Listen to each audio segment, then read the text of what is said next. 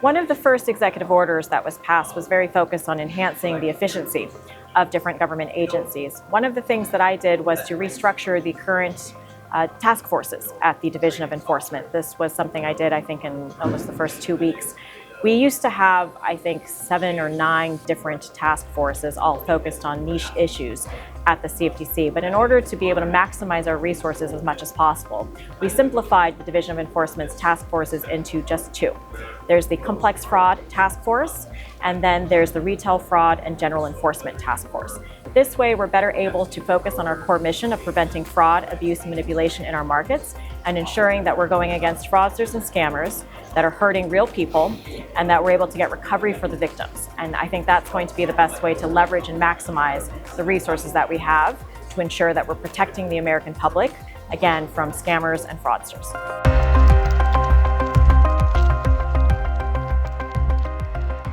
What is your biggest accomplishment so far? One of the things that has been, I think, just the most rewarding for me, particularly having been a global executive at Citigroup, is to be the sponsor of the CFTC's Global Markets Advisory Committee. As the sponsor of the GMAC, I relaunched it to really focus on having a level playing field for global businesses and global markets. And I'm pleased that in just 2 years, or actually really just a year since it relaunched, the GMAC has put forward 14 recommendations to the Commission across all asset classes, tackling issues that are the biggest challenges for global markets and looking for practical solutions.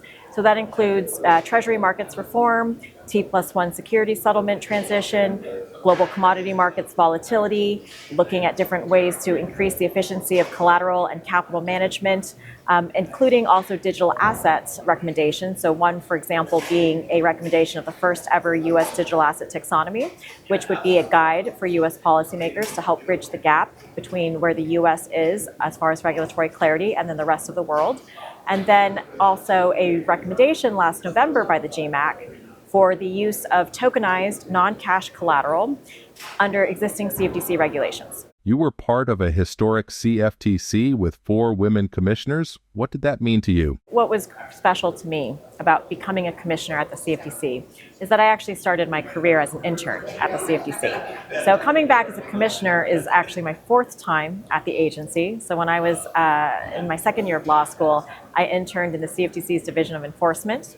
Then I went on to do internships at the SEC in the Division of Enforcement and the Office of the Comptroller of the Currency, which is a bank regulator. And then I came back to the CFTC in my 3rd year of law school, and I actually had thought I had a job offer. I had an offer for a federal clerkship. I thought I was going to take it easy my 3rd year of law school, and instead I was asked by my former supervisor in enforcement, Steve Humanick, and he said, "How would you like to intern for a commissioner?" This was in 2010, and obviously a historic moment in history because you had the passing of the Dodd-Frank Act, you had Chairman Gary Gensler, who was going to be moving full steam ahead on the implementation of Title VII.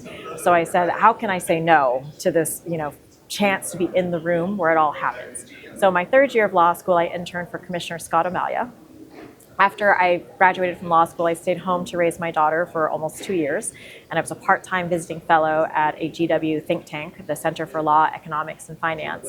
And then I got to come back as a special counsel for Commissioner O'Malia, which was a great experience.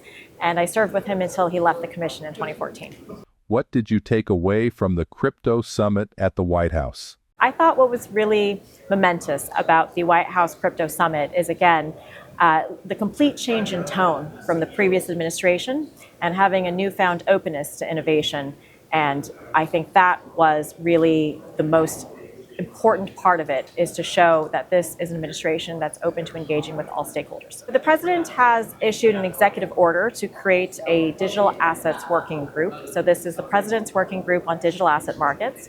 This executive order has a number of key milestones. The CFTC is a member of the working group, and so the first milestone was for the agencies to prepare a 30-day report identifying all of the regulations, guidance, orders, and other items that impact digital assets.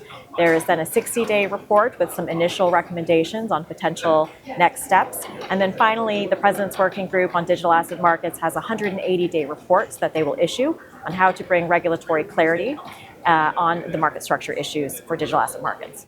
Will the CFTC take the majority of the responsibility for crypto regulations? Right now, there are some very important bills that are being worked through in Congress. So, for example, FIT 21 had been passed by the House of Representatives last year.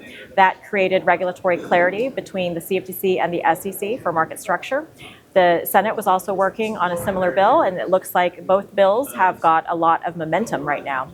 So I think it'll be great to see what happens. The president said that he wanted to see stablecoin legislation on his desk by August at the White House Crypto Summit.